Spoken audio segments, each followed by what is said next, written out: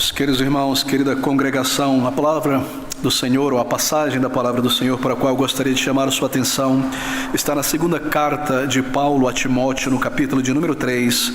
Gostaria de ler o versículo de número 1 e número 2. 2 Timóteo, abra comigo no capítulo 3, versículo 1 e versículo 2. Essas palavras de Paulo a Timóteo pelo Espírito. Sabe, porém, isto, que nos últimos dias sobrevirão tempos trabalhosos, porque haverá homens amantes de si mesmos, avarentos, presunçosos, soberbos, blasfemos, desobedientes a pais e mães, ingratos, profanos. E o nosso título neste texto e na continuidade dele, e também em outros textos da Palavra de Deus nesta manhã, é o final dos tempos, um tempo ou tempos muito difíceis.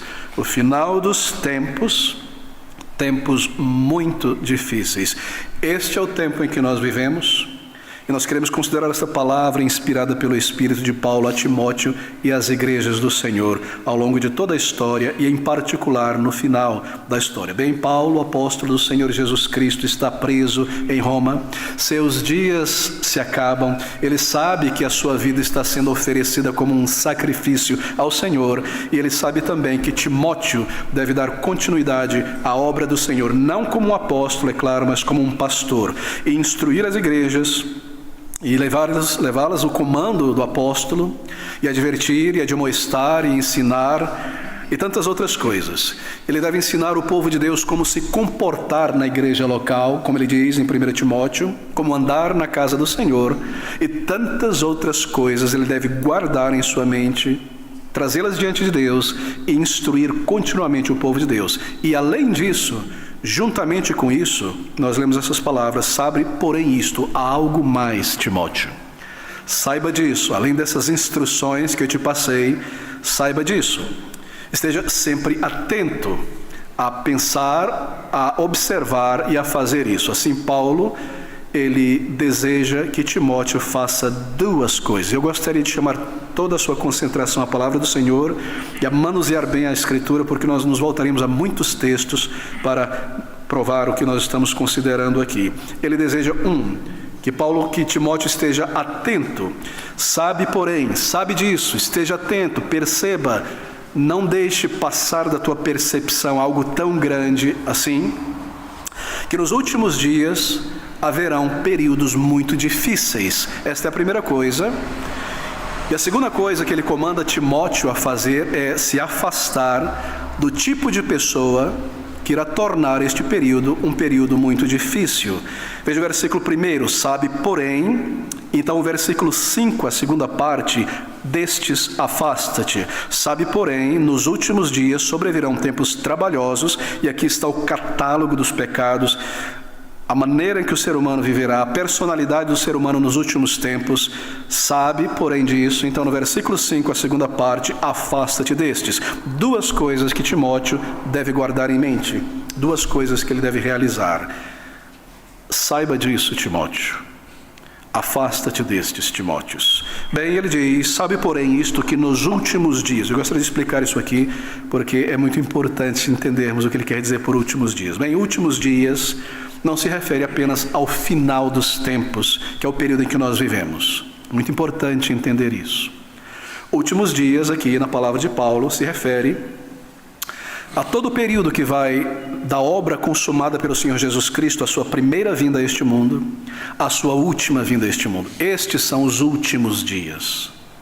Sempre que a palavra de Deus se refere a últimos dias, últimos tempos, se refere a este período da vinda do Senhor, a vinda do Messias, a consumação da obra de Cristo, até o seu retorno final, completando esta obra. É este o sentido de últimos dias aqui.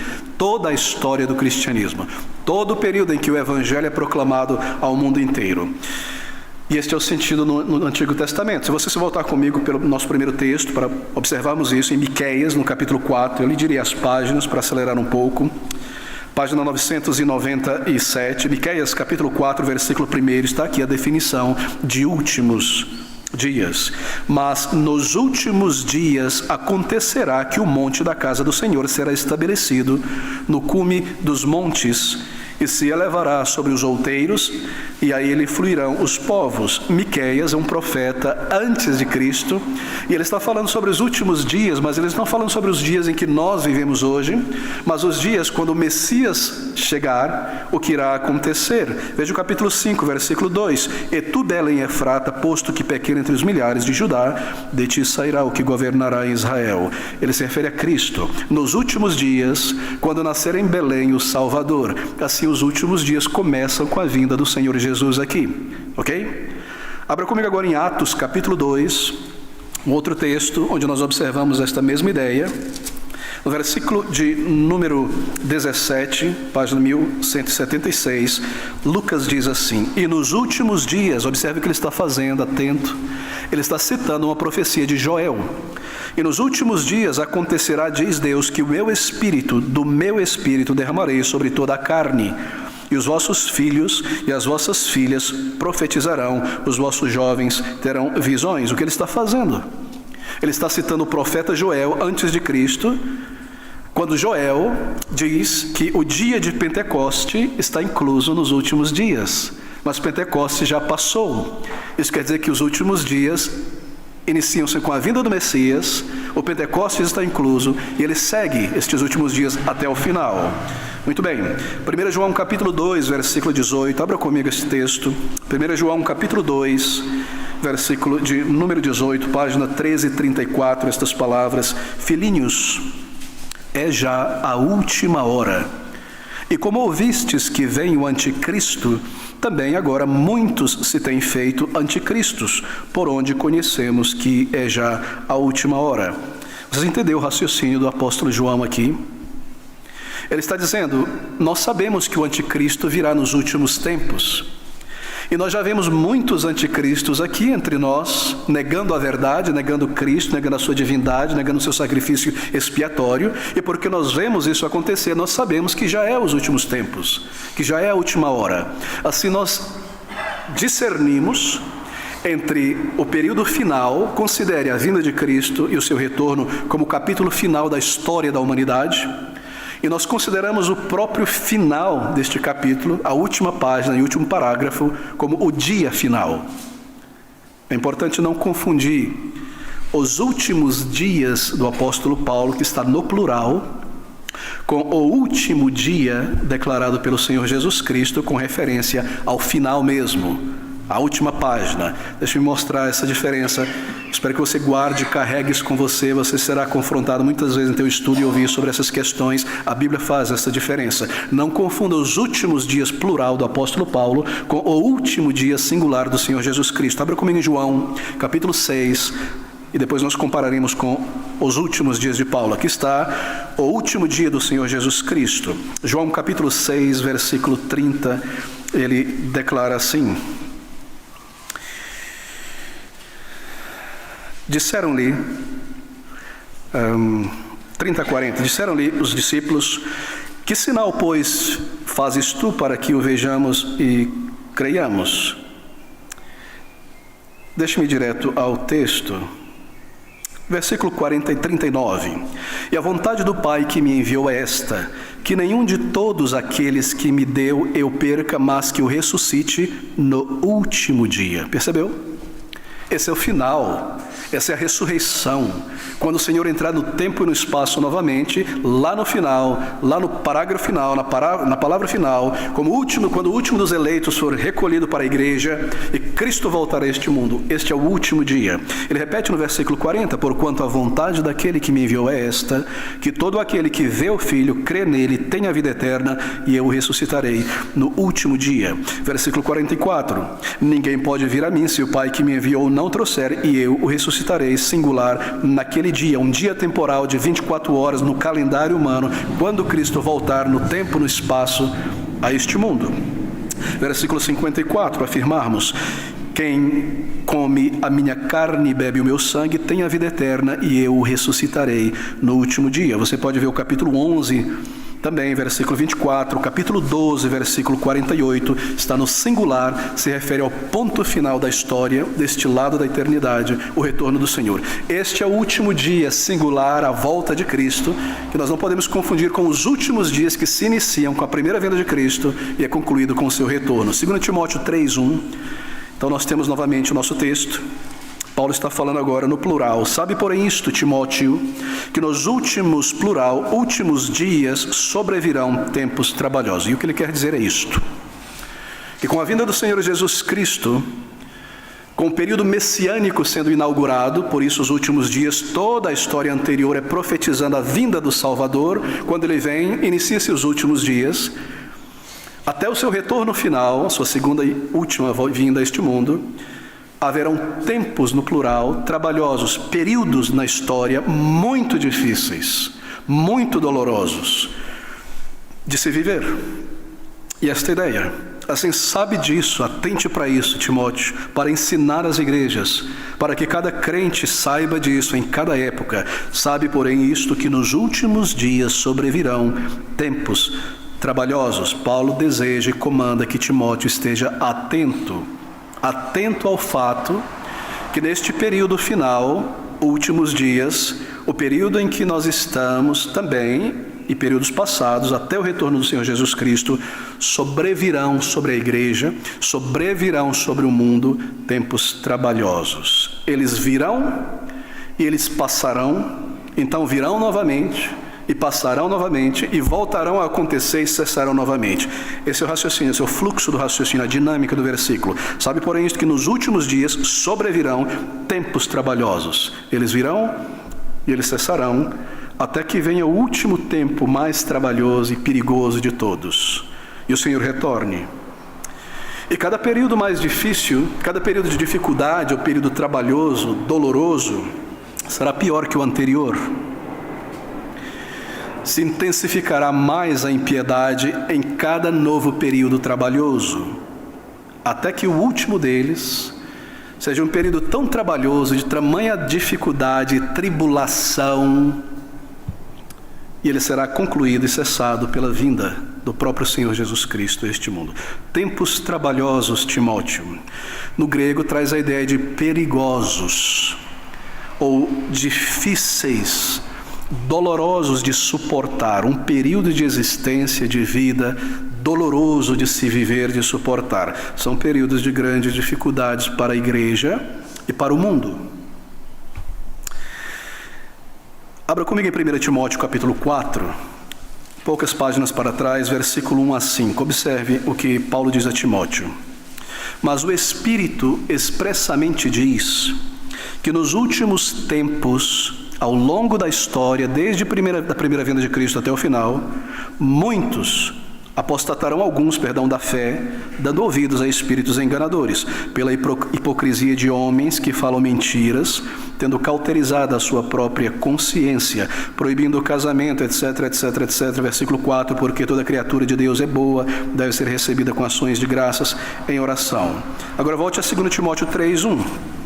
Sabe, porém, isto, que nos últimos dias sobrevirão tempos trabalhosos, porque haverá homens, e aqui segue o catálogo da impiedade. Em 1 Timóteo capítulo 4, versículo 1, Paulo está falando sobre os gnósticos, é claro, e suas falsas doutrinas. Ele se refere à igreja, como a igreja tomaria aos poucos a forma de catolicismo romano, ascetismo, monasticismo. Não faça isso, não toque nisso. A religião deixa de ser a vida na alma transformada, comunhão com Deus, a verdade, e se torna uma liturgia, se torna uma vida de coisas ascéticas, como vestir, o que usar, o que falar, esse passo, tocar nisso, etc, etc, etc, etc, etc. É difícil viver num tempo assim, não é? É difícil ser um cristão assim, não é? Pense sobre as seitas de nossos dias. Não toque, não coma, não vista, não olhe, não passe, não levante da cama no sabá. É isso, coisa difícil. E coisa difícil viver assim todos os dias. Então, essa iniquidade em forma de liturgia, ela se transforma em forma de impiedade no capítulo 3 de 2 Timóteo, versículo 1. As pessoas se tornam mais e mais ímpias. 2 Timóteo capítulo 3, versículo 1. Nos últimos tempos sobrevirão tempos trabalhosos, porque o caráter humano se deteriorará tremendamente. Assim, Timóteo deve estar atento Sabe, porém, isto, Timóteo, que nos últimos dias sobrevirão, como uma tempestade. As nuvens se escurecem,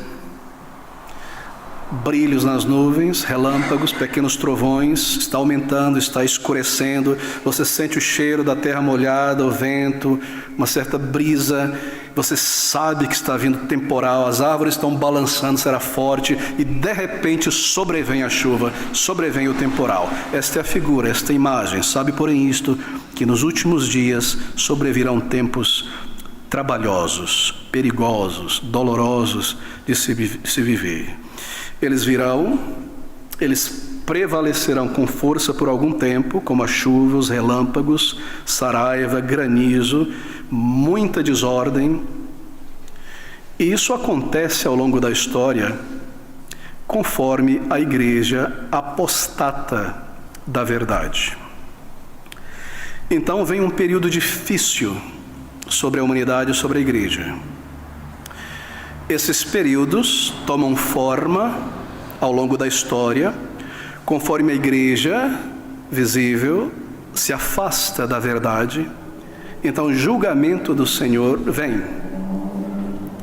E o Senhor pode julgar de muitas maneiras. Então ele cessa este período, ou com o reavivamento, ou com a punição daqueles que se afastaram da verdade ou perseguem a igreja. Você pode pensar sobre o início da igreja, o primeiro século, a glória da igreja, simples, firmada na verdade, vivendo uma vida reta diante de Deus, proclamando o evangelho, vivendo para Cristo e o seu retorno. Aos poucos a apostasia. Então Deus pune esta igreja visível com o catolicismo romano. Que tempo de trevas, não é? E terror, a Bíblia escondida, liturgias e rezas e orações aos mortos, isso e aquilo, e todo tipo de coisa. Então o Senhor cessa este período com a luz da reforma protestante, trazendo a palavra de volta às pessoas. Então, novamente, a igreja aos poucos começa a se afastar da verdade, liberalismo teológico, todo tipo de coisa. Então, tempos difíceis começam a sobrevir sobre a igreja novamente. São vários períodos, queridos amigos, períodos difíceis, e um mais difícil do que o outro, historicamente falando, sobrevém sobre a igreja. Eles virão, eles passarão, e eles são concluídos por Deus, até que o último período doloroso, trabalhoso, que sobrevirá à igreja, ao mundo, será concluído pelo retorno do Senhor Jesus Cristo. O próximo sempre pior que o anterior, e conforme o Senhor Jesus Cristo nos ensina em Mateus capítulo 24, sempre intensificando. Você percebeu a dinâmica da resposta de Cristo aos discípulos em Mateus 24?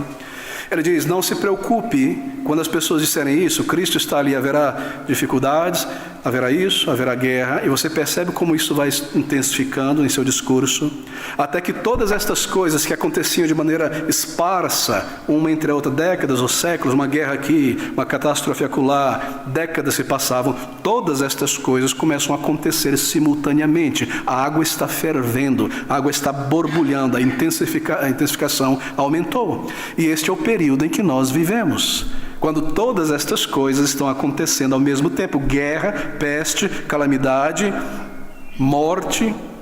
Assim nós sabemos que vivemos em tempos perigosos, e nós sabemos também que não somente vivemos no período final, mas no final do final. Essa é a ideia, queridos irmãos. Assim, observe essas palavras. Sabe, porém, isto, Timóteo, que nos últimos dias sobrevirão tempos trabalhosos. Por quê? Por quê? Porque haverá homens, e aqui segue então um grande catálogo. E por homens aqui não quer dizer homem em contraste com mulher, pessoas, homens e mulheres. É o termo antropos, pessoas. Porque haverão pessoas, homens e mulheres, vivendo neste período trabalhoso. E são estas pessoas destes períodos que causarão este período. Muito importante marcar isso. Sabe, porém, Timóteo, que nos últimos dias sobrevirão tempos difíceis, dolorosos, trabalhosos, porque haverão pessoas, e estas pessoas é quem causarão este período difícil de se viver. Versículo 2. Portanto, haverá homens amantes de si mesmos, centrados em si mesmos, homens e mulheres. Sempre houve, mas será intensificado, uma quantidade muito grande. Que dias são esses que nós vivemos? Eu, meu, minha vida, meu interesse, meu bem-estar, minha prosperidade centrado em mim mesmo. As pessoas não estão andando por aí com um espelho a todo tempo, olhando para si mesmo, mas vivem para si, para a sua proteção, para o seu bem, para o seu querer.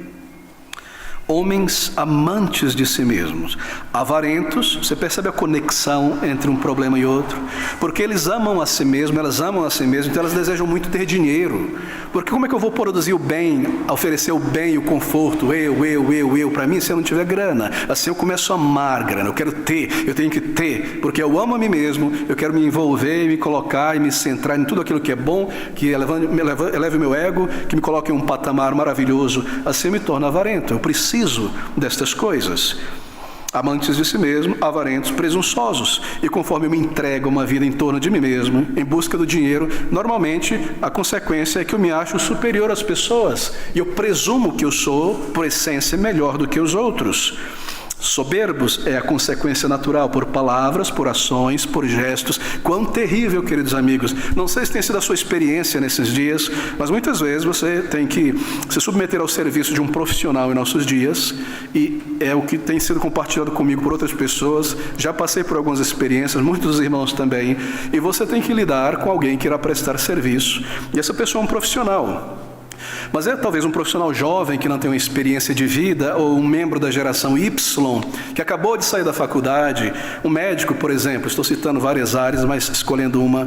E você chega e tem algumas coisas a dizer, e você é tratado como nada, nem ao menos olhando na tua cara. E se você sugere alguma coisa, diz que outro médico disse aquilo, eu confio no meu estetoscópio, eu confio nisso. E logo depois se descobre um monte de problema que não foi percebido, não foi visto. Por quê? Porque eu amo a mim mesmo. E eu sou eu sou maravilhoso. Ou um advogado, ou um professor, ou um funcionário público. Essa é a nação, é o período em que nós vivemos. É difícil, não é? É difícil, é doloroso viver com gente assim na padaria, no médico, no hospital, na prefeitura, motorista de ônibus, em sua volta. Todo mundo centrado em si mesmo. Eu sou superior, eu sou fantástico, eu sou maravilhoso. Eu não ouço, não vejo para você. O que interessa é a mim mesmo. São os dias que Paulo declara a Timóteo que sobrevirão, têm sobrevindo ao longo da história e se manifestam com maior intensidade em nossos dias. Eu não estou acusando nenhum médico em particular aqui, e é uma profissão maravilhosa, abençoada por Deus, mas eu estou falando sobre a natureza do ser humano.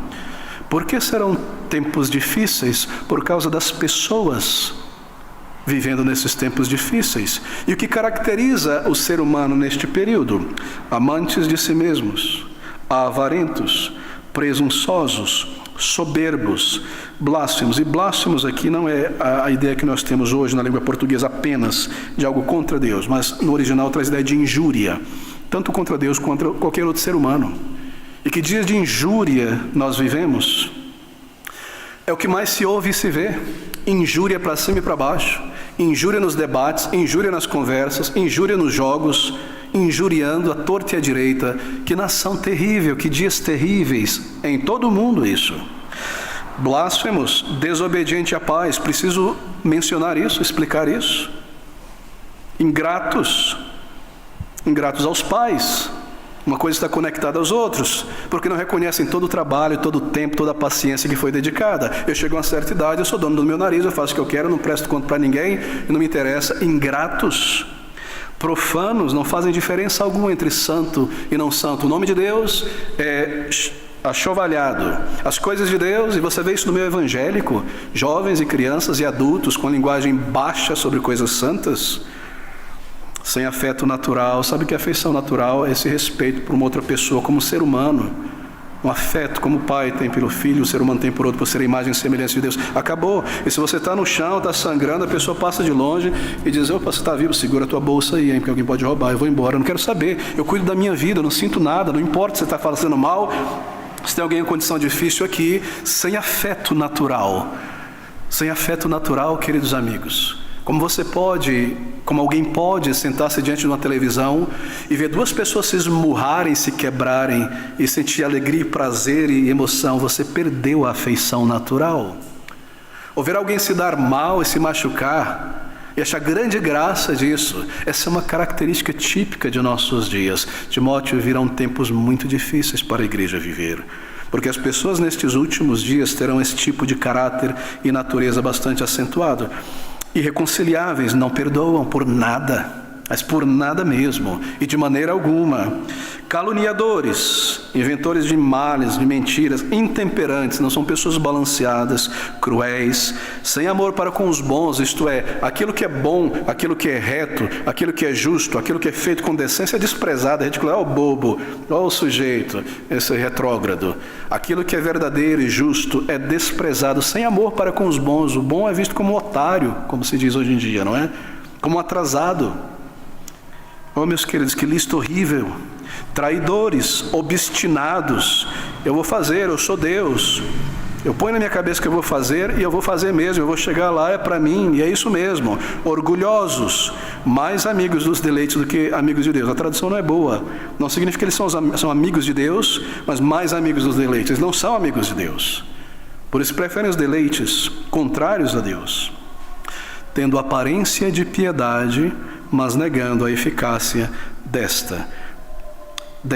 Destes afasta-te. Que lista, não é? Que catálogo. Já percebeu que são as mesmas palavras de Romanos capítulo 1? Volte comigo a Romanos capítulo 1 por um segundo. Ouça o que Paulo diz. Romanos capítulo 1, versículo 29, depois de uma grande lista. Estando cheios de toda iniquidade, observe com o paralelo desta lista com 2 Timóteo: fornicação, malícia, avareza, maldade, cheios de inveja, homicídio, contenda, engano, malignidade, sendo murmuradores, difamadores, aborrecedores de Deus, o que é o mesmo que mais amante dos deleites do que Deus, injuriadores, soberbos, presunçosos, inventores de males, desobedientes aos pais e às mães, nécios, infiéis nos contratos, sem afeição natural, irreconciliáveis, sem misericórdia. O versículo 28 declara: como eles não se importaram de ter conhecimento de Deus, apostasia, assim Deus os entregou a um sentimento perverso para fazerem coisas que não convém, estando cheios, e aqui segue a mesma lista de 2 Timóteo. Deus os entregou. Deus soltou o freio de mão deles. Deixou que fossem ladeira abaixo. Porque os homens serão, e aqui está esta lista, sabe porém isto, Timóteo. As palavras de Paulo a Timóteo, meus irmãos, são uma grande advertência diante de um perigo. Sabe, porém, isto, Igreja Batista Reformada da Palavra, saiba disto, é para nós. Timóteo, além das exortações, dos comandos a serem dados, ensinando ao povo de Deus como andar na casa de Deus, deve também saber disso. Ensinar, advertir o povo de Deus do perigo iminente. Assim, Paulo escreve a Timóteo, escreve a nós sobre estes tempos dos fins, muito difícil de viver. Bem, o que caracteriza então um período muito difícil, perigoso de se viver, trabalhoso, como na tradução aqui? Qual é a característica? Gostaria de dar 3 características deste período e desdobrá-las no tempo em que nós temos diante de nós. A primeira característica de um tempo difícil, doloroso, trabalhoso de se existir, de se viver, é quando se torna comum as pessoas manterem uma religiosidade externa, uma piedade externa, mas há na vida uma predominância da impiedade, do pecado na vida. Quando nós vemos isso acontecer, uma religiosidade externa, piedade externa, mas vivendo em pecados, então nós sabemos que essa é uma característica de um período muito difícil de se viver. Por que eu estou mencionando esta como a primeira característica de um período trabalhoso de se viver? Bem, porque esta é a ordem que o apóstolo Paulo apresenta aqui no texto. Ele introduz esta característica primeiro. Acompanhe comigo calmamente do versículo 1 ao versículo 5 e você perceberá. Sabe, porém, isto, que nos últimos dias sobrevirão tempos trabalhosos, porque haverá homens amantes de si mesmo, avarentos, presunçosos, soberbos, blasfemos, desobedientes aos pais e mães, ingratos, profanos, sem afeto natural, irreconciliáveis, caluniadores, intemperantes, cruéis, sem amor para com os bons, traidores, obstinados, orgulhosos, mais amigos dos deleites do que amigos de Deus. Observe, tendo aparência de piedade, mas negando a eficácia dela.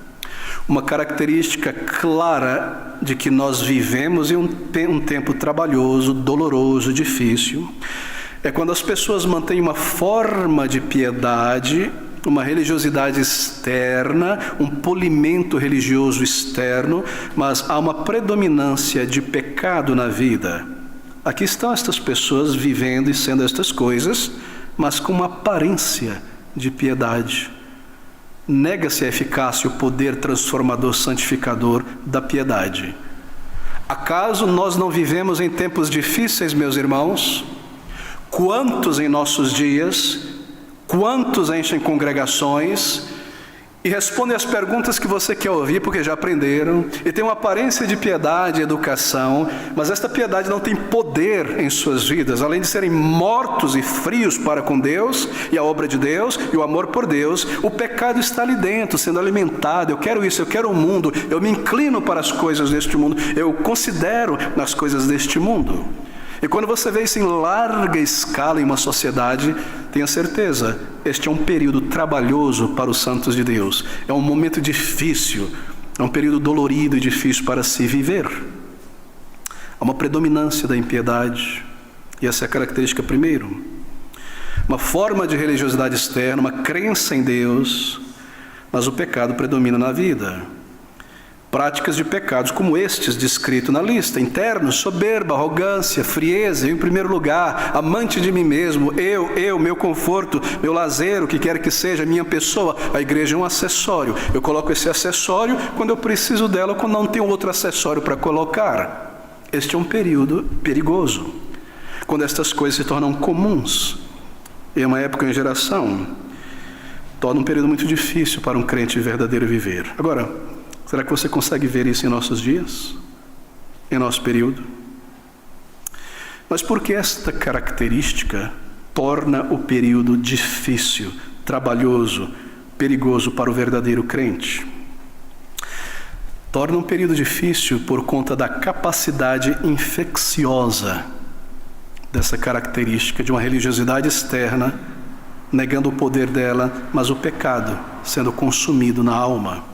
É muito infecciosa essa postura, muito mesmo. Essa hipocrisia, porque esse é o nome claro, ela tem a força de infectar, verdadeiros crentes.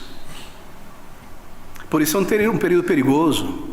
É muito mais fácil viver uma vida morta e seguir vindo à igreja e se alimentando do ego, do bem-estar, do amor por si mesmo, em toda esta lista, quando muita gente faz isso. Então eu posso dizer, ninguém vai me culpar, eu não sou o único. Isso é comum. Isso é infeccioso. Muito infeccioso. E quando isso entra numa igreja, isso começa a se espalhar. E se a igreja não adverte, como Timóteo deve advertir, então isso aumenta.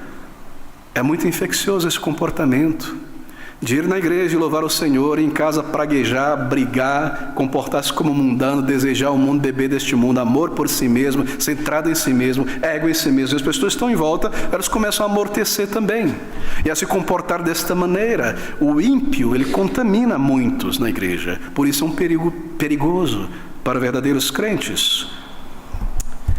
Há uma segunda razão porque esta característica de uma religiosidade externa, mas uma vida nesta lista, amor próprio, ego, etc., é perigoso, torna um período perigoso, por causa, é claro, do efeito que isto causa na igreja. Isso avassala a igreja, isso mata a igreja. Em terceiro lugar, por causa da consequência disso na igreja, o julgamento de Deus sobre a igreja. Vejam, meus irmãos, isso é muito sério, muito grave. Quando as pessoas não recebem a verdade, a palavra de Deus coloca assim: receber o amor da verdade, Paulo diz: recebeste desta forma, aos romanos, esta forma de doutrina, de coração recebeste essa forma de doutrina, de coração recebestes esta forma de doutrina. Quando foram ensinados, quando as pessoas na igreja, no cristianismo, não recebem a palavra de Deus, não fixam em si mesmo o amor pela verdade, Deus envia a operação do erro. Abra comigo em 2 Tessalonicenses, capítulo 2, versículo de número 10 a 12. Página 1290, 2 Tessalonicenses 2, de 10 a 12. Observe. E com todo o engano da injustiça para os que perecem. Por que eles perecem? Porque não receberam o amor da verdade para se salvarem. Mas Deus, Senhor, por que o Senhor não deu a eles? Eles não receberam, não chegou na caixa de correio deles. Não é essa a ideia. Eles foi dado, eu não quero, manda de volta, não vou receber não. Essa é a ideia. E com todo o engano da injustiça para os que perecem, isso é o maligno operando, porque não receberam o amor da verdade para se salvarem. E por isso Deus lhes enviará a operação do erro para que creiam na mentira. Você já meditou sobre este versículo? Você já pensou sobre isso? Deus envia nesta geração uma forte ilusão para que as pessoas ditas cristãs, que têm uma aparência de piedade, mas centradas em si na lista, elas acreditem em mentiras. Essa é a resposta para a sua inquietação e a minha. Como pode multidões acreditar em coisa dessa natureza? Como podem multidões encherem bancos de uma igreja da teologia da prosperidade, milhares e milhares e milhares, quando nós sabemos claramente que isso é um caminho para o inferno? A resposta está aqui. Deus envia uma forte ilusão. Veja, como foi que o papado, o catolicismo romano, veio sobre o mundo inteiro? Porque pessoas professavam fé em Deus nos primeiros séculos, em Cristo, mas não o amavam. Não amavam a verdade. Era uma profissão de fé, uma declaração de fé necessária para o contexto em que viviam. Isso é muito bom, isso é sociável. Você professa, declara, isso é professar. Ser um crente, um cristão, crer na Bíblia, crer em Cristo, mas ao mesmo tempo ama o pecado, ama o ego e ama a cobiça e quer ser fantástico neste mundo e amar este mundo e beber deste mundo, ou vive em torno de si, uma vida morta, uma vida letárgica, uma vida para si mesmo, mas mantém uma aparência de piedade. Qual é a consequência? Superstição, ser uma presa de crendices e da impiedade. Eu estava lendo recentemente o livro do ex-padre Aníbal Pereira, ex-padre aqui de Aparecida do Norte, Guaratinguetá. Recomendo a todos lerem sobre a Senhora Maria e outros livros. E o que ele descreve ali é chocante. E recentemente li um artigo no jornal O Globo sobre a história da construção de Aparecida do Norte. A quantidade de falcatrua, de conto do vigário, de historinha para promover a estátua e coisa dessa natureza permeia os anais da história.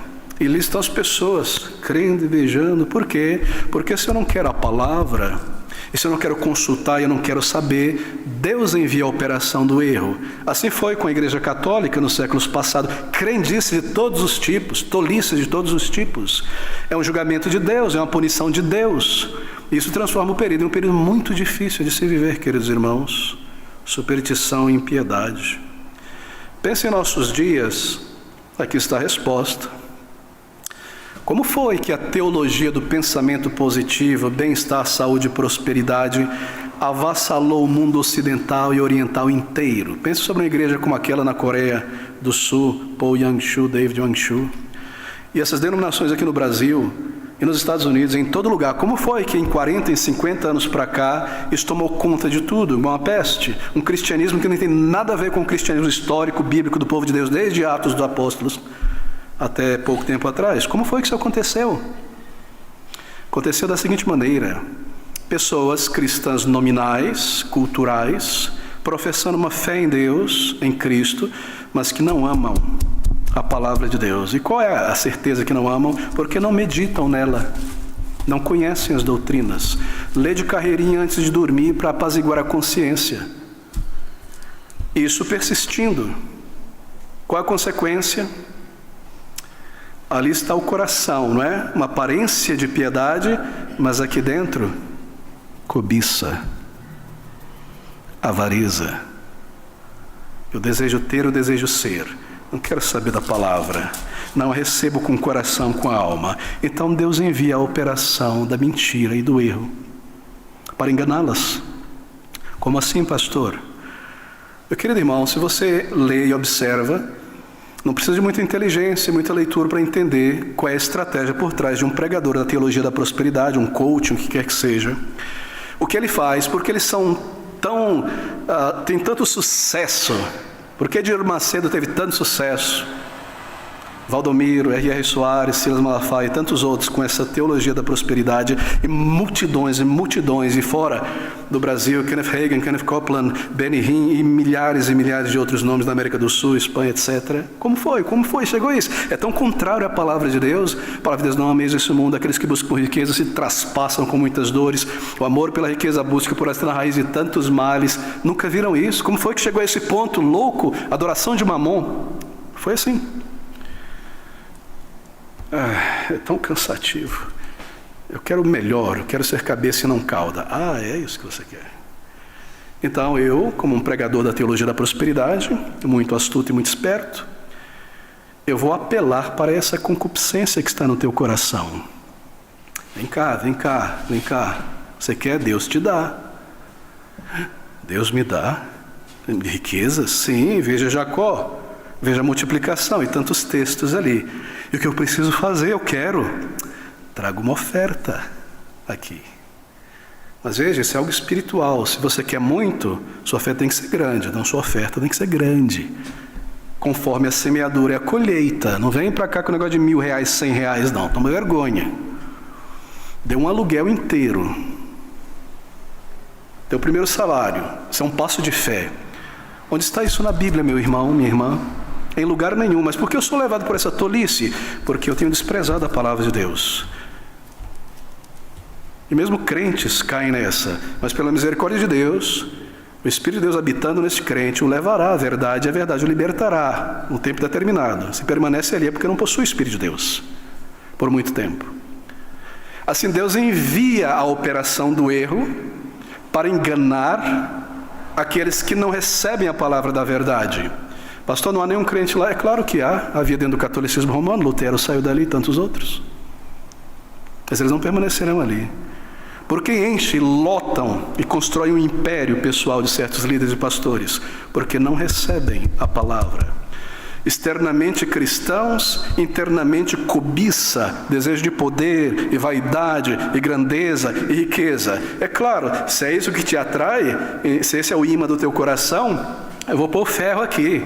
Você quer ser grande, você não quer ter isso aqui, vou entrar com uma motona aqui dentro. Olha aquele irmão, ele é rico, isso, é a empresa dele, isso aqui. Quero. Quão triste, quão absurdo. Adoração a Mamon em nossos dias, com um vernizinho de cristianismo. Filhos de Satanás, apóstolos de Satanás, com um sorriso maravilhoso e uma voz treinada, tão macia de se ouvir, oferecendo coisas maravilhosas que o teu coração tanto deseja. E Deus envia a operação do erro. Esse é o significado dessas palavras. Bem, qual o nosso dever nesse período perigoso e trabalhoso, difícil de se viver? É difícil viver hoje, não é? Como um crente que ama a palavra de Deus, no meio de pessoas soberbas. Você não tem o Espírito. Tem nada, rapaz, olha para mim. Isso aqui, é de ouro. Isso aqui foi R$40.000 esse relógio aqui. Você é um nada, e você é desprezado. E o evangelho é feito chacota, e você é um ridículo. E sempre que você vai evangelizar e bater uma porta, e lá vem pedir dinheiro. E o pastor pedindo dinheiro. E olha isso, aquilo. Você é colocado no mesmo saco. É difícil, não é, ser um crente hoje?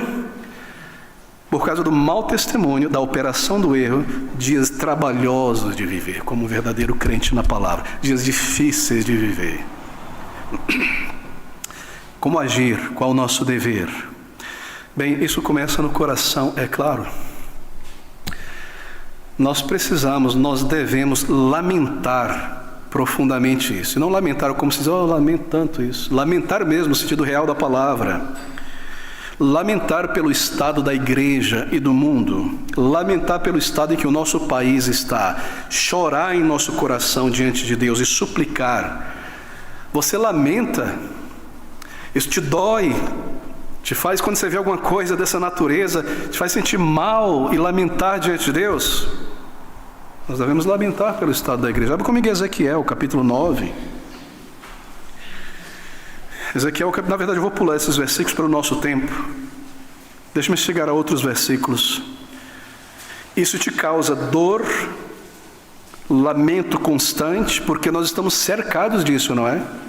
Dia e noite, na televisão, nas esquinas das ruas. Isso te causa uma fome, uma sede por justiça. Justiça, isto é, retidão bíblica em tua alma e no mundo e na igreja de Cristo.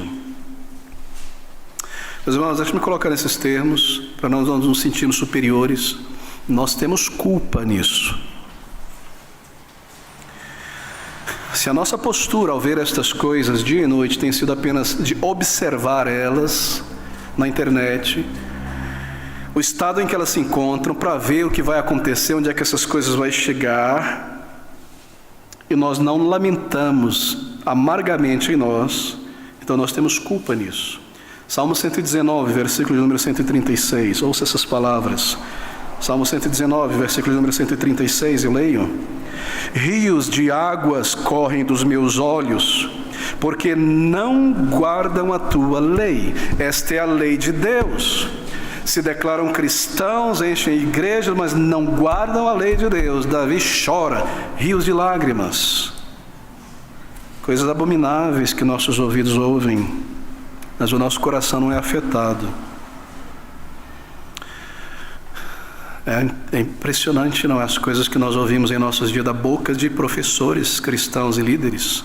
Coisas tão esdrúxulas, tão absurdas, tão chocantes, às vezes tão infantis, carnais, que passam o limite do marketing financeiro em qualquer lugar que você possa observar, da boca de pessoas que dizem líderes. Estão de causa dor, lamento, tristeza em ver o estado da igreja no Brasil, do cristianismo no Brasil. Coisas horríveis. Você acha realmente que essa é a postura que Deus espera do coração de um crente regenerado, em períodos difíceis, trabalhosos como esse? Não lamentar, não clamar ao Senhor. Abra comigo em Jeremias, capítulo 13, versículo 17. Eu leio essas palavras, Jeremias 13, 17.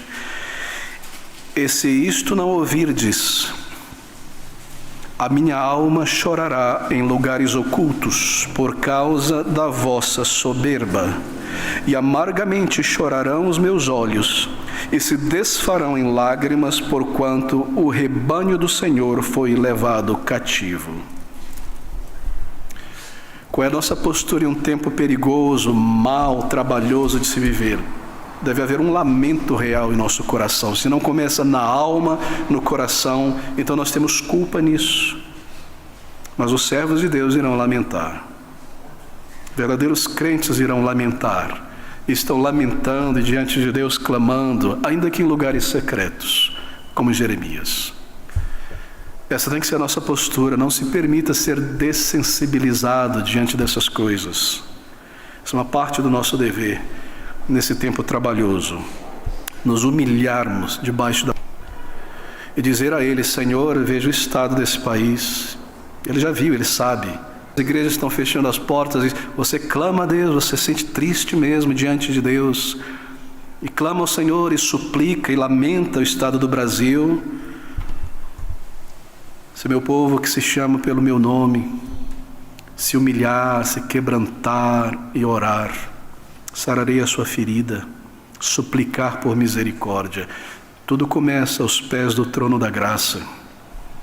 Esse é o nosso primeiro dever, mas aqui está o segundo dever, quando este período vem sobre nós.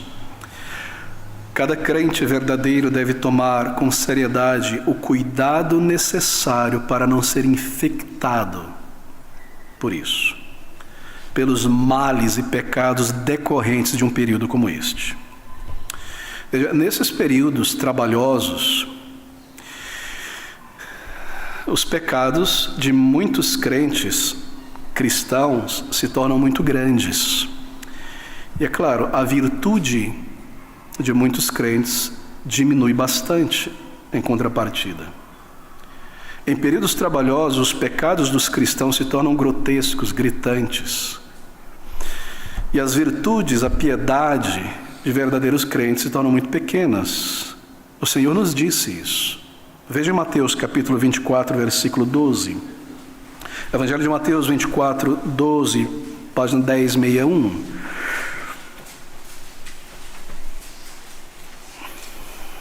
Mateus 24, 12.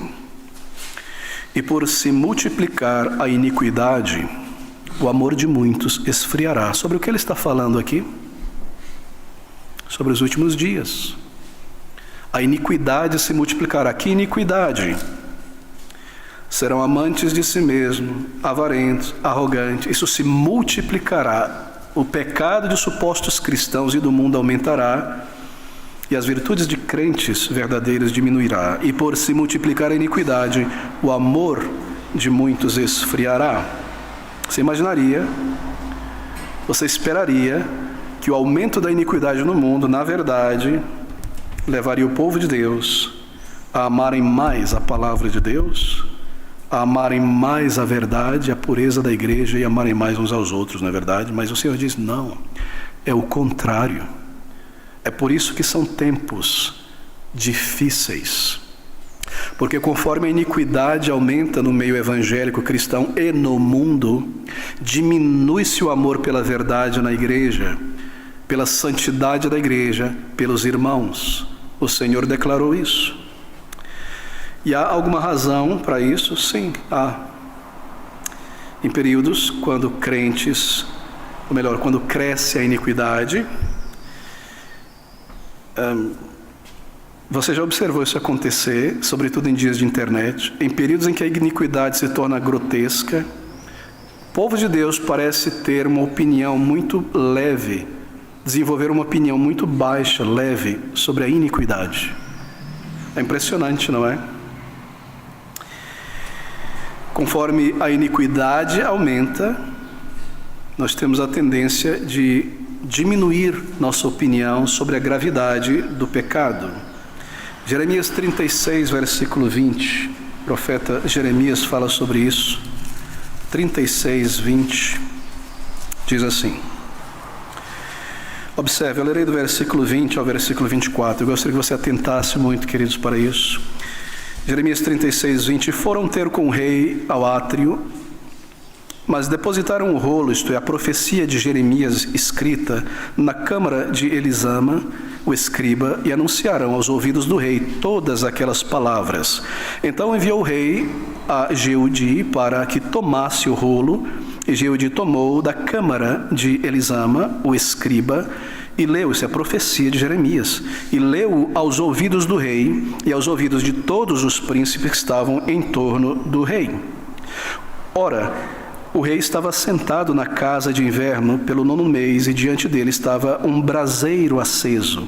E sucedeu que, tendo Jeudi lido 3 ou 4 folhas, cortou-as com um canivete de escrivão e lançou-as no fogo que havia no braseiro, até que todo o rolo se consumiu no fogo que estava sobre o braseiro.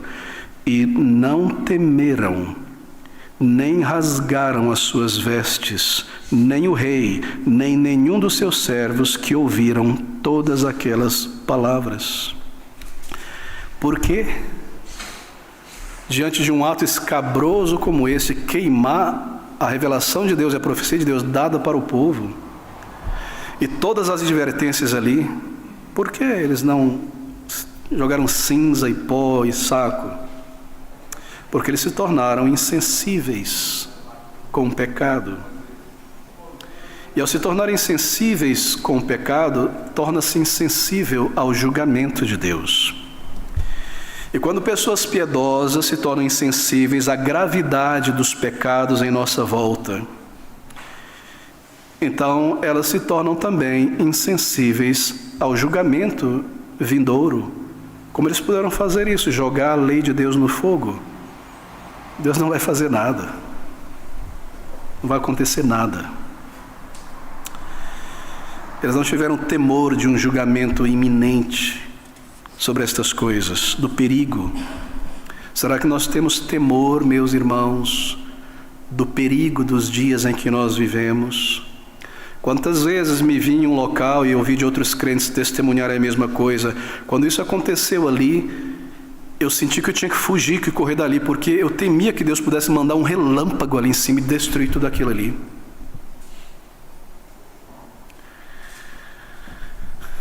O que aconteceu? Nós nos tornamos em nossa geração dessensibilizados ao pecado em nossa volta. Por que é que crentes continuam na internet vendo coisas abomináveis?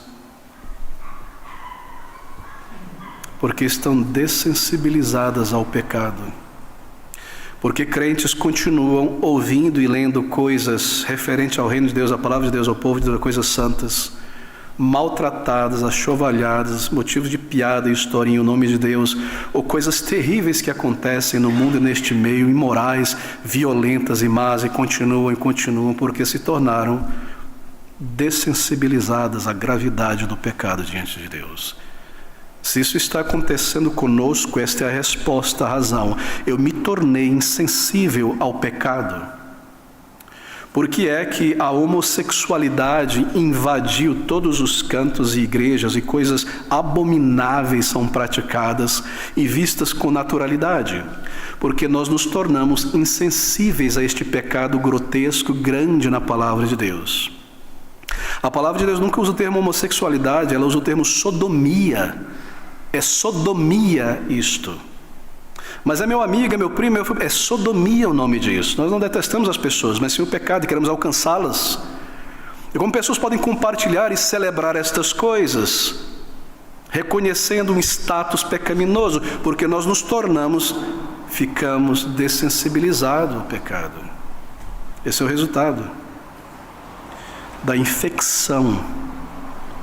Se espalha por toda parte e assim torna os tempos muito difíceis de viver.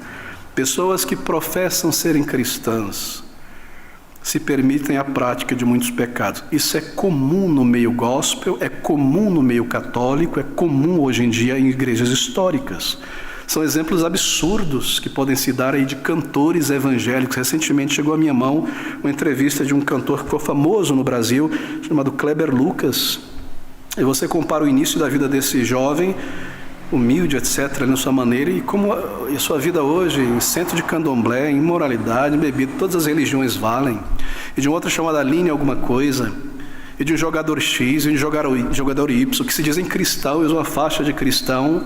Recentemente um jogador chamado Neymar, alguns anos atrás, Jesus, Jesus, Senhor, Senhor, e pego com uma prostituta que tentou fazer um escândalo lá para tirar muita grana dele. Onde nós estamos torcendo para essas pessoas, ouvindo essas coisas, nós estamos dessensibilizados dessas coisas horríveis aos olhos de Deus. E esse é um sinal de um período difícil de se viver para um verdadeiro crente. A imoralidade, a imundícia é comum em nossos dias. A vaidade, a sensualidade, a arrogância é comum em nossos dias. E nós nos permitimos ver coisas e ficar ali contemplando, porque nos tornamos insensíveis à maldade dessas coisas. Mas veja, amigo, aqui está o perigo, por isso é um período perigoso. Ao nos tornar insensíveis ao pecado, nós nos tornamos insensíveis ao julgamento de Deus. Porque a gravidade do pecado não muda para Deus nem o seu julgamento, embora eu tenha diminuído. Essa é uma advertência da palavra de Deus. Esse é o resultado da infecção. Há uma outra razão dessa infecção em períodos perigosos. Pessoas que professam a fé no Senhor, crentes cristãos, e se permitem a prática desses pecados. Bem, por que isso infecciona? Porque as pessoas começam a se comparar com outras pessoas que cometem pecados piores do que elas. E assim elas se permitem pecados menores nas suas vidas. Sempre vem na mente, poxa, mas você vê o estado da igreja, aquele irmão, isso é grotesco, eu não chego nem ao pé disso. Então está tudo bem para mim. Isso é auto-engano, isso é insensibilidade. Bem, eu não ando em excessos, é claro.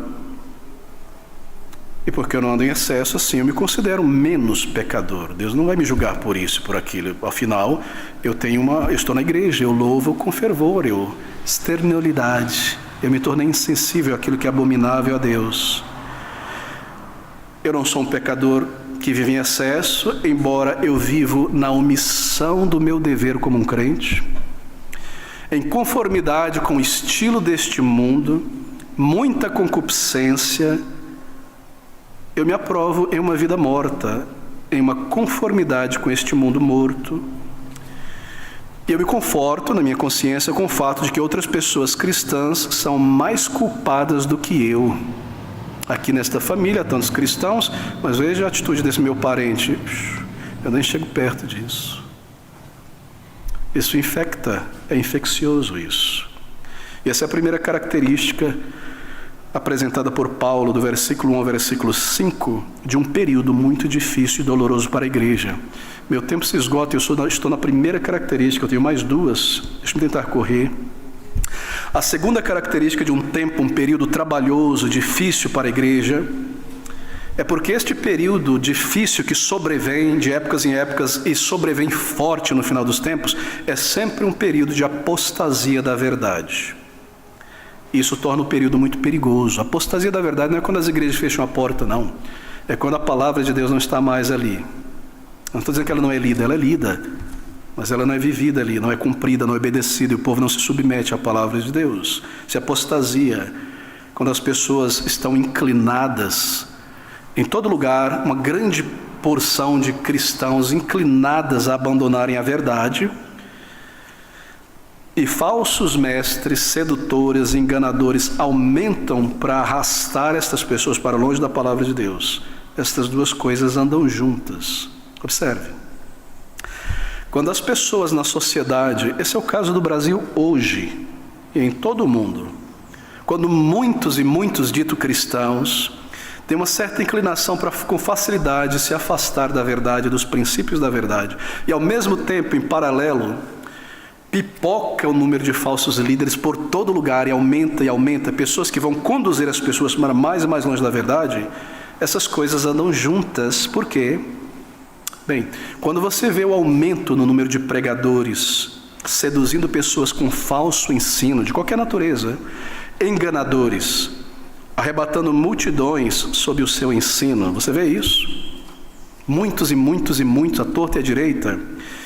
Então saiba que neste período isso está acontecendo, muitos enganadores aparecendo, porque há uma inclinação, uma disposição na mente das pessoas para se afastarem da verdade. Por isso que surge também falsos líderes para levá-las. Há no coração do cristianismo, do chamado povo de Deus, cristãos externos, uma tendência mais fácil de se desatar da verdade, se afastar dela. Assim, naturalmente, aumenta o número de falsos líderes. Assim, quando há uma inclinação para o erro, para se afastar da doutrina, da verdade, eles desejarão sedutores e os seguirão facilmente. E é claro, lembre-se, há nisso a mão de Deus e a mão do diabo também. Porque Deus, judiciosamente, em julgamento, deixa as pessoas quando ele vê que elas estão cansadas da verdade. E Satanás se aproveita da ocasião e levanta enganadores espirituais à torta e à direita. E isso torna este período de existência para o crente um período trabalhoso, perigoso, doloroso, difícil de viver. Paulo escreve sobre isso para Timóteo no capítulo 4 de 1 Timóteo, no versículo 1, eu releio rapidamente estas palavras: mas o Espírito expressamente diz que nos últimos tempos apostatarão alguns da fé, dando ouvidos a espíritos enganadores e a doutrinas de demônios, pela hipocrisia de homens que falam mentiras, tendo cauterizado a sua própria consciência. Pedro adverte aquelas pessoas a quem ele escreve no capítulo 2, 2 Pedro 2:2. Veja o que ele diz. E muitos, deixa eu voltar ao versículo 1, e também houve entre o povo falsos profetas, como entre vós, cristãos, haverá também falsos doutores, mestres, pregadores, pastores, que introduzirão encobertamente heresias de perdição e negarão o Senhor que os resgatou, que eles diziam lhes ter resgatado, trazendo sobre si mesmo repentina perdição. E, versículo 2, e pouquíssimos seguirão as suas dissoluções, né? E muitos seguirão as suas dissoluções, pelos quais será blasfemado o caminho da verdade. Porque quando você vê muita falsidade, muito autopromovido teólogo e líderes disso e daquilo, ensinando o erro, é porque já há no coração uma inclinação deste período, desta geração, para se afastar da verdade. É isso que Paulo está dizendo e Pedro está dizendo. Como é que nós podemos saber que há na mente das pessoas uma inclinação para se afastar desse texto, da palavra de Deus, da verdade de Deus revelada? Como saber que isso está acontecendo na cabeça de alguém? Uma tendência nesses períodos trabalhosos? Bem, há várias maneiras de julgar e de observar isso. A primeira delas está aqui em 2 Timóteo, nosso texto, capítulo 4, versículo 3. 2 Timóteo 4, 3. Sem afeto natural, irreconciliáveis, caluniadores, intemperantes, sem amor para com os bons. E aí ele segue dizendo, traidores obstinados, perdão, eu estou no texto errado, é 1 Timóteo, nosso capítulo 4, versículo 3, desculpe. Pela hipocrisia de homens que falam mentiras, tendo cauterizado a sua própria consciência. E aqui ele segue proibindo o número de coisas, etc, etc, etc, etc. E nos é dito, no contexto, que eles têm coceira nos ouvidos, comichões nos ouvidos. Quem tem comichão no ouvido aqui? O falso líder? O ouvinte. O que ele está dizendo é isso aqui. Quando as pessoas ditas cristãs ficam cansadas da sã doutrina, quando as pessoas ditas cristãs elas sentem que a mensagem ela é pesada, essa mensagem eu não aguento mais, ouvir esse evangelho todo domingo, essa história de perdição, de humilhar-se debaixo da poder, estou cansado disso.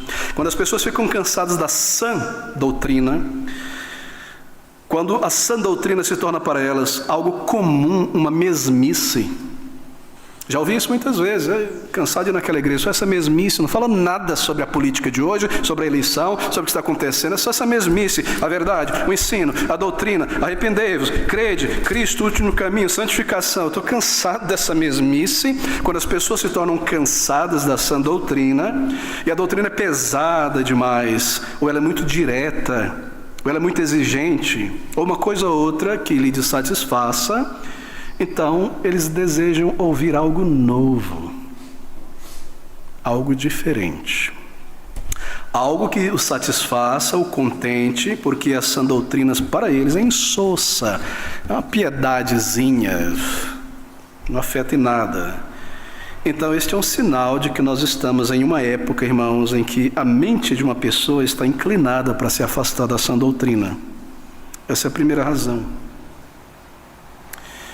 A segunda razão é quando as pessoas perdem o poder e a eficácia daquilo que elas creem em sua vida diária.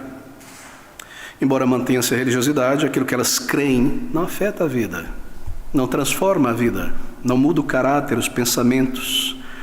A piedade, o crer, na verdade, não tem uma eficácia de santificar, de transformar, de mudar o comportamento. Nada. Isso é sinal de uma tendência para se afastar da verdade. E esse é um período difícil, mau, quando as almas das pessoas são destruídas nesse período. Veja, Pedro declara, no nosso texto já lido, em 2 Pedro capítulo 2, versículo 1. Ouça essas palavras novamente. 2 Pedro 2, 1. E também ouvi entre o povo falsos profetas, como entre vós haverá também falsos doutores que introduzirão encobertamente, sutilmente, isto é, heresias, falsidades de perdição, porque levam à perdição, e negarão o Senhor que os resgatou, trazendo sobre si mesmo, repetindo, perdição. E muitos seguirão as suas dissoluções, e o caminho do Senhor será blasfemado. E há muitas razões. Versículo 3, avareza farão de vocês negócios com palavras fingidas, e tantas outras coisas. Meu querido irmão, minha querida irmã, não pense nesta manhã ouvindo este pastor, porque tudo está tranquilo ali nas ruas, que nós não estejamos vivendo em um período trabalhoso e perigoso somente porque o Estado não está invadindo as igrejas com fuzil e arrastando pastores e crentes para a cadeia. Não pense que nós não estamos vivendo em um período como esse, trabalhoso, perigoso, doloroso e difícil. Quando você vê, em primeira mão, milhares e milhares e milhares de pessoas se voltando para líderes enganadores. Não pense que nós não estamos vivendo neste período simplesmente porque a igreja não está sendo invadida e avassalada e levada para a cadeia, quando você em paralelo vê milhões de pessoas sendo conduzidas por enganadores em nossos dias, voltando ao catolicismo romano, aumentando as fileiras das seitas, sendo arrastadas para a perdição eterna pelo falso ensino. É a perdição eterna o resultado disso. Não pense que o período da Covid não foi um período trabalhoso, doloroso, difícil, simplesmente porque você continua vivo hoje aqui, e passamos pelo período da Covid. Quando você vê milhares de pessoas sendo conduzidas ao inferno, mantidas sob um falso ensino, é um período difícil, é um período trabalhoso, nós estamos dentro dele e é certamente o último antes do retorno do Senhor Jesus Cristo. Por acaso você pensa que a enchente no Rio Grande do Sul não foi trágica, difícil, dolorosa, só porque a tua casa está em pé aqui em São Paulo? Claro que você não pensa assim. E você pode imaginar realmente, meu irmão, minha irmã, que nós não entramos em um período como esse, quando multidões de pessoas têm uma inclinação a se afastarem da verdade e se unirem a falsos líderes espirituais. E Deus, em julgamento, tem permitido que Satanás levante estes enganadores que arrastam milhões de pessoas para um caminho de perdição, porque elas não têm interesse em se conformarem à verdade. Pastor, o senhor está sendo super duro, super radical. Se você crê assim, embora eu segui pelos textos, é porque você foi desensibilizado quanto ao erro em nossa volta. Deixa eu dar um exemplo simples, diário, contemporâneo, diante de nós nessa cidade. Há uma igreja aqui em São Paulo, numa região chamada, não é Barra Funda, setor aqui, Água Branca, com uma igreja chamada Igreja Batista de Água Branca. Talvez esteja errado o nome, mas essa Igreja Batista que está ali é uma igreja histórica.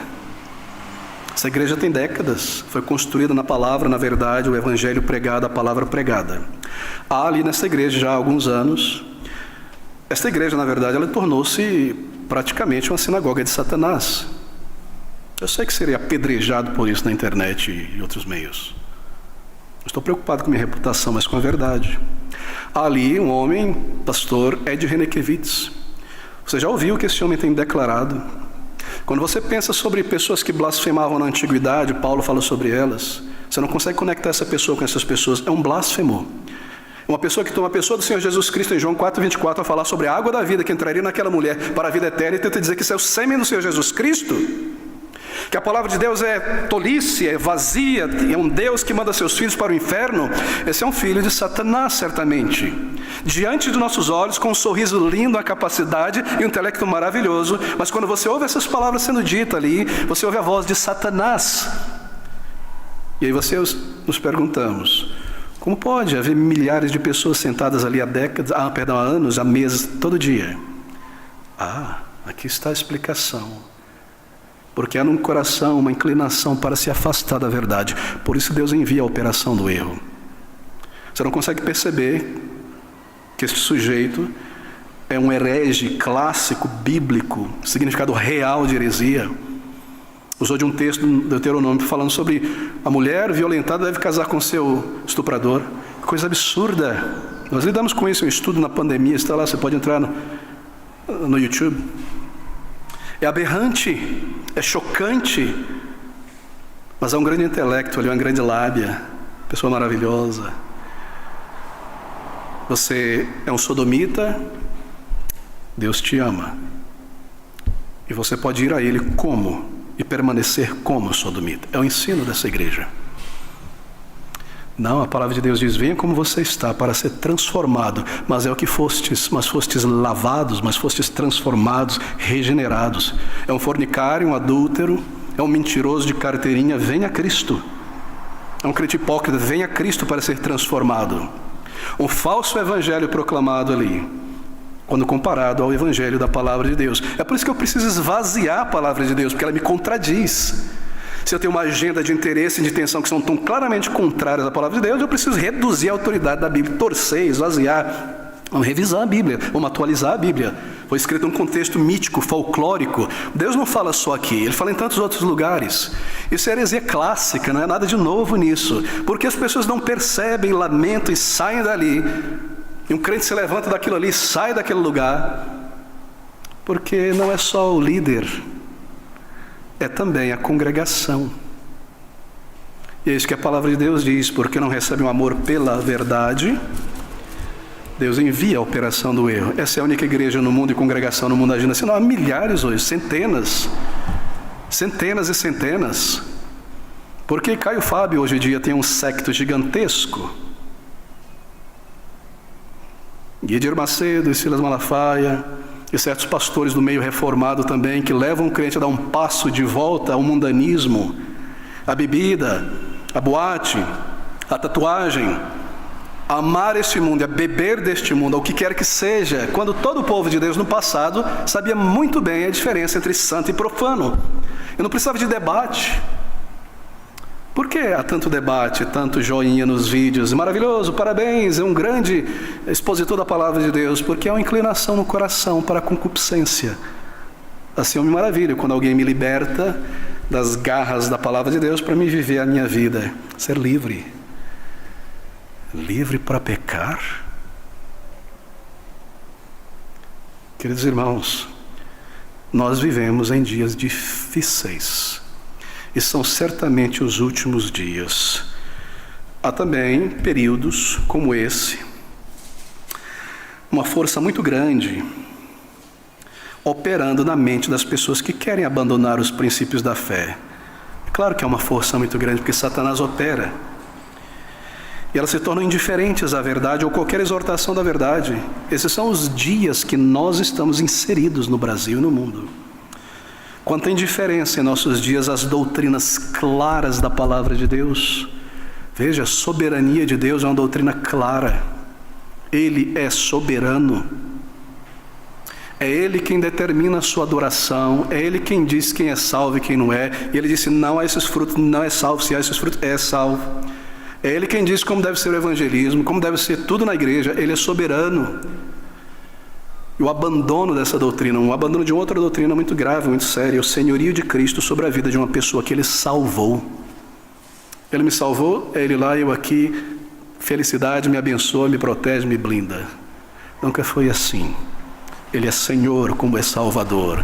Quanta indiferença esta doutrina, quanta resistência por parte de supostos cristãos a submeterem-se à vontade clara do Senhor Jesus Cristo. Uma doutrina como essa, vital para a existência da igreja, a separação do mundanismo, povo meu, sair do meio deles, desprezada, debochada. Quem defende isso é puritano, neocalvinista, ridículo, cabeça quadrada, fariseu.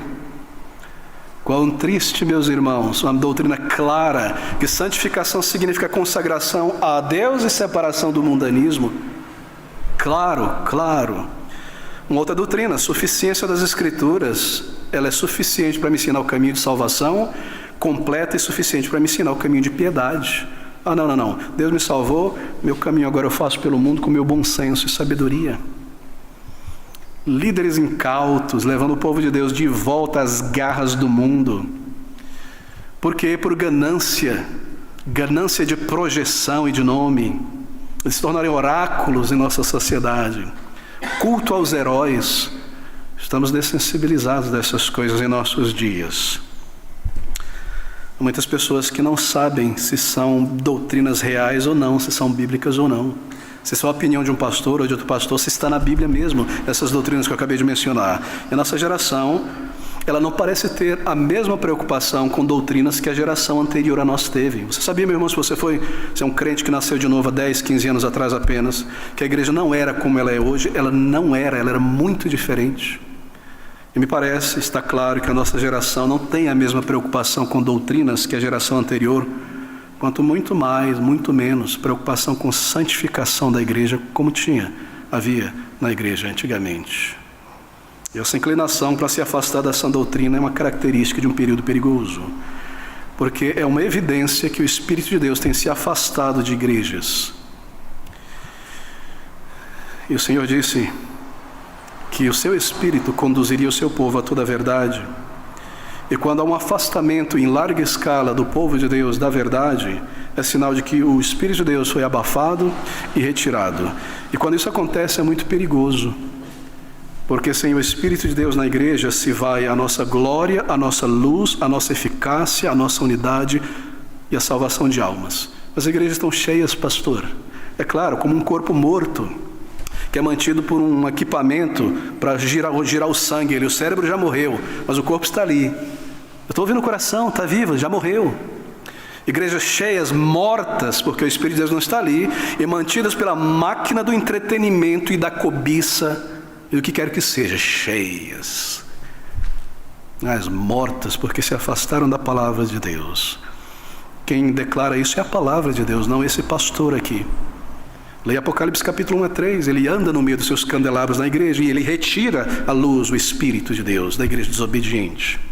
E é o que nós vemos em toda parte, meus irmãos. Nós vivemos no período do fim, e essas são as características, além de outras, deste período final. É um período difícil de viver, e vai se tornar pior, porque a água está só borbulhando e só piorando. Não iremos voltar atrás, vai piorar e será concluído com o retorno glorioso do Senhor Jesus Cristo Salvador.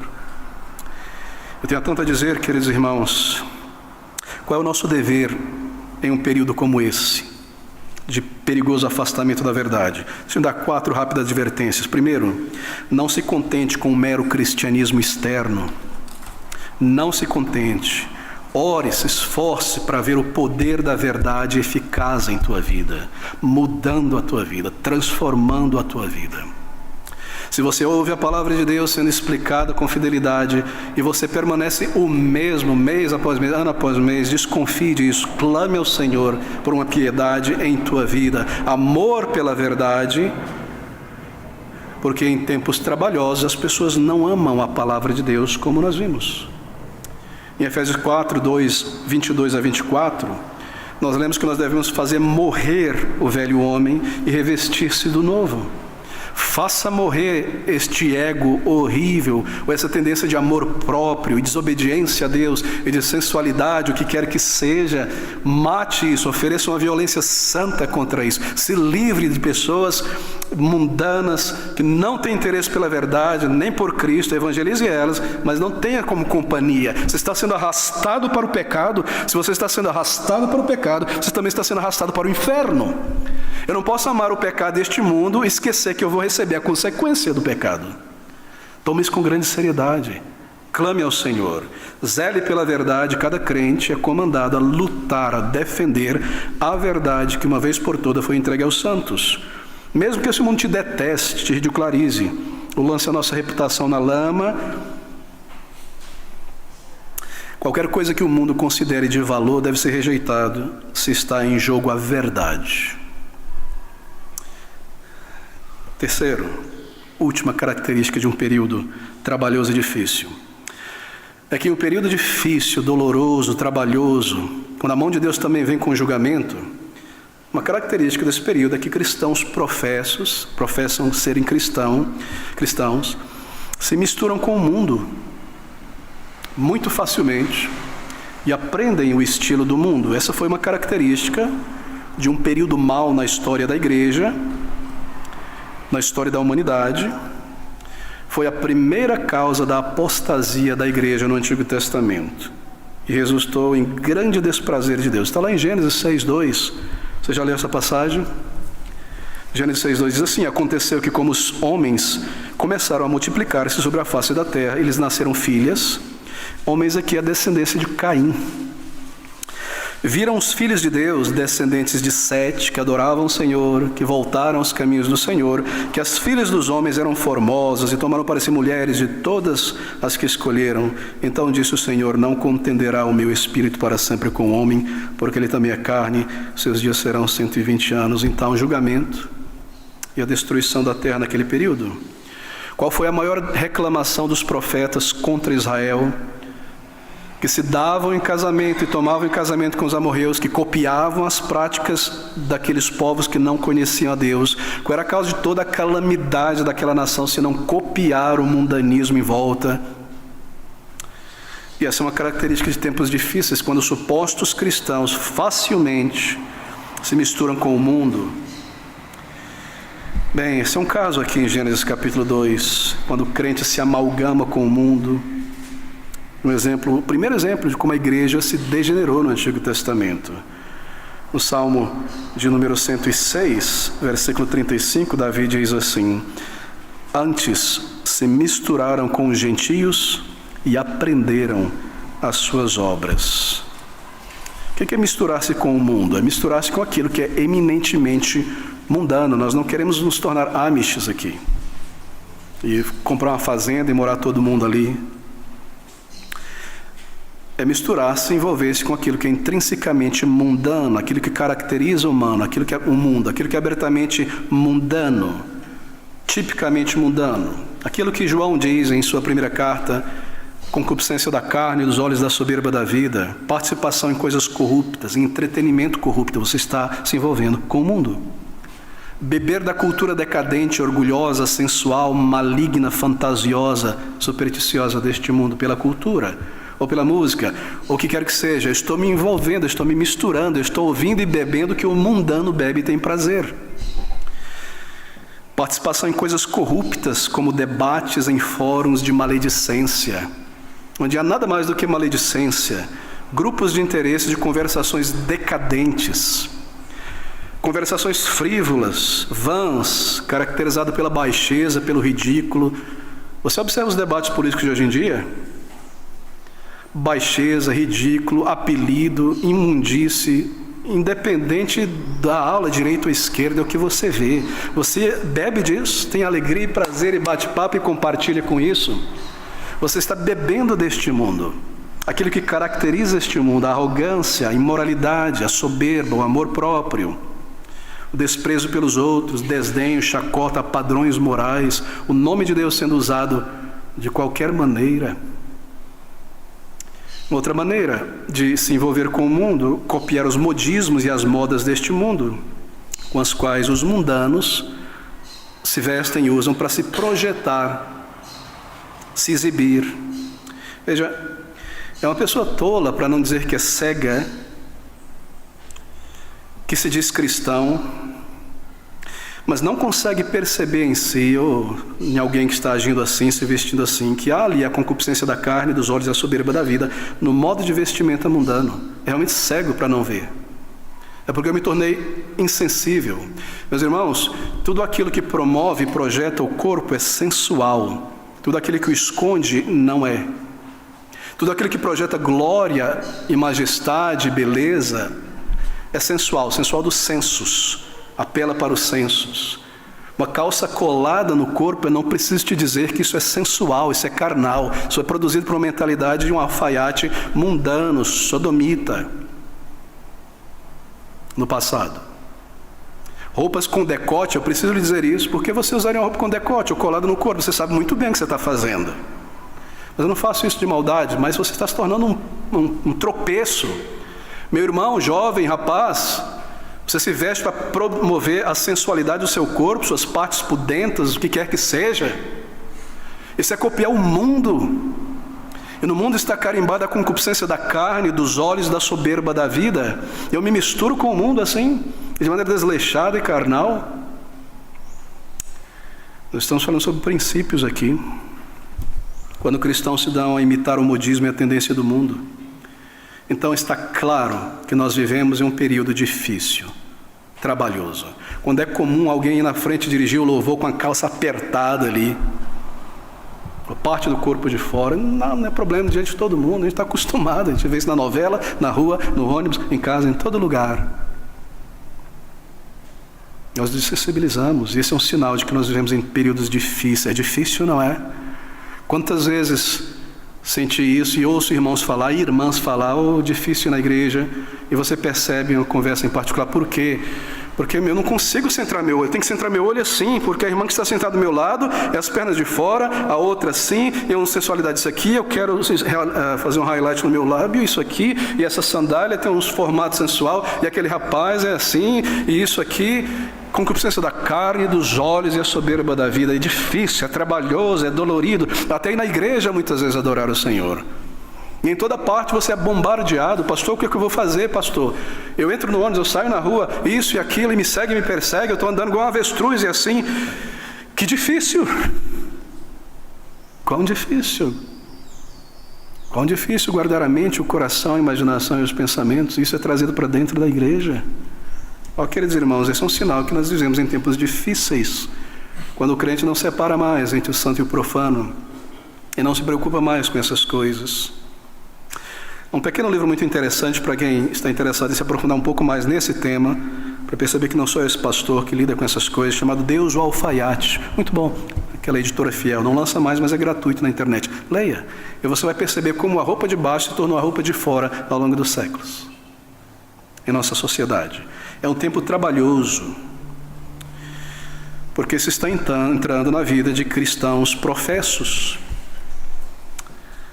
Você já parou para pensar sobre o significado, um dos significados da morte do Senhor Jesus Cristo por seu povo? Isso tem que constranger e derreter o seu coração, e o meu. A Bíblia diz que Cristo, naquela cruz, naquela dor, como uma ovelha muda indo para o matador para sofrer socos e arrancar suas barbas e hematomas ridículos, Ele se entregou por nós para nos redimir de toda a iniquidade e purificar para si mesmo um povo especial, zeloso de boas obras. Você se recorda que foi por isso que Cristo morreu? Para purificar para si um povo especial, santo, zeloso de boas obras. Você se recorda das palavras de Pedro: vós sois a geração eleita, sacerdócio real, para proclamarem as virtudes de Cristo Jesus. Quais são estas virtudes? Cheio de graça e verdade, santificação. Nós somos salvos para isso, para a santificação. Sede santos porque Deus é santo. Meu querido irmão, meu querido amigo, não se iluda. Deus não receberá no céu ninguém que Ele não tenha santificado na terra. Pense sobre a morte do Senhor Jesus Cristo. O propósito daquelas dores terríveis do Filho de Deus, para nos santificar, um povo diferente do mundo, para proclamar neste mundo decadente, última geração, que Ele é santo, que Ele é glorioso, que Ele é verdadeiro. Ele tomou sobre si o desprezo, a ira dos homens, a crueldade de Satanás, para salvar um povo para si, e o seu povo se lança de volta ao mundo, se misturando com o mundo. E o pior, menosprezo, desonra, tudo isso lançado sobre ele, deu a sua própria vida, derramou o seu sangue, e eu retorno para o lugar para me namorar e me copiar e me conformar com aquilo, o lugar do qual Deus me tirou. O resultado, querido amigo, de desprezar a obra de Cristo desta maneira são muitos, e há advertências sérias. Você se declara um cristão, mas vive uma vida de vaidade e concupiscência. Sabe o que é isso? Uma vida de amor próprio, centrada em si mesmo, e eu me declaro um cristão. Bem, eu vou dizer o que é isso. É nada mais do que uma estratégia sofisticada para conduzir alguém ao inferno. Nada mais do que isso. Porque eu consigo apaziguar, de certa maneira, a minha consciência, me auto-iludindo, enquanto eu sigo para o inferno, sem um fruto de uma nova vida dentro de mim. Se você irá persistir em ser como o mundo, então lembre-se que você também deve levar à sorte o destino deste mundo. Pesquise na Bíblia qual será o destino do mundo. Quais são os pensamentos de Deus sobre este mundo decadente? Se eu persisto em ser como o mundo, então eu terei o final que o mundo terá. São muito sérias essas palavras. Deus não irá separar estas coisas porque eu tomei uma externalidade cristã. Nós temos estudado muito nas últimas semanas sobre santificação da mente, do coração, o perigo da frieza, da queda, do mundanismo. Não retornarei a isso, mas deixe-me resumir. A palavra do Senhor, primeira característica de um período difícil, doloroso, trabalhoso, quando as pessoas mantêm uma forma de religiosidade externa, piedade externa, mas uma predominância de pecado, vida centrada em si mesmo. Segunda característica, um tempo trabalhoso, quando as pessoas são inclinadas em grande quantidade a deixarem a verdade, e falsos mestres, enganadores e sedutores surgem a todo lado para arrastar então essas pessoas para longe da verdade de Deus. Essas duas coisas sempre andam juntas em todas as épocas. Terceira característica de um tempo trabalhoso, difícil, cristãos professos se misturando tranquilamente com o mundo, copiando o mundanismo, aprendendo o estilo de vida e desejando e ansiando esse estilo de vida mundano. Irmãos, quando nós vemos o mundo assim, e a igreja externa assim, crentes professos assim, frieza, pessoas aprendendo o caminho do mundo e justificando, nós sabemos que são dias maus, dias trabalhosos, perigosos. E nós devemos lançar nosso coração na palavra de Deus, e a nossa alma falar com Ele em oração. E santificar Cristo em nosso coração, Ele como Ele é, sua pessoa, e rejeitar este mundo e oferecer uma violência santa contra qualquer complacência e tendência a este mundo, e defender a verdade da palavra de Deus. Se você irá se tornar sensível espiritualmente aos tempos em que nós vivemos, então guarde isso. Você deve evitar tudo e qualquer coisa que seja uma vida centrada em si mesmo. Sem essa mortificação constante, nem os anjos, nem os profetas irão te tornar sensível aos tempos, aos dias em que nós vivemos. Sensível ao ponto de agir e de responder a Deus. Ore que o Senhor torne sensível a tua mente, teu coração, atento, desperto. Ore ao Senhor, clame ao Senhor. Então, se 1000 caírem à tua direita e 1000 caírem à tua esquerda, Deus permita que você permaneça em pé, honrando ao Senhor. Um santo nestes últimos dias, em que o mal e a mentira levam as pessoas com toda a força. Você já meditou naquela palavra que, se possível fosse, até os eleitos de Deus seriam levados? Imagine aqueles que pretendem ser cristãos. Ore ao Senhor e aponte a tua oração nessa direção. A nossa igreja deve apontar a nossa oração nessa direção. E o Senhor nos mantenha desperto e nos preserve nestes últimos dias. E assim nós vamos poder dizer com honestidade diante de Deus, com honestidade, sinceridade: vem, Senhor Jesus.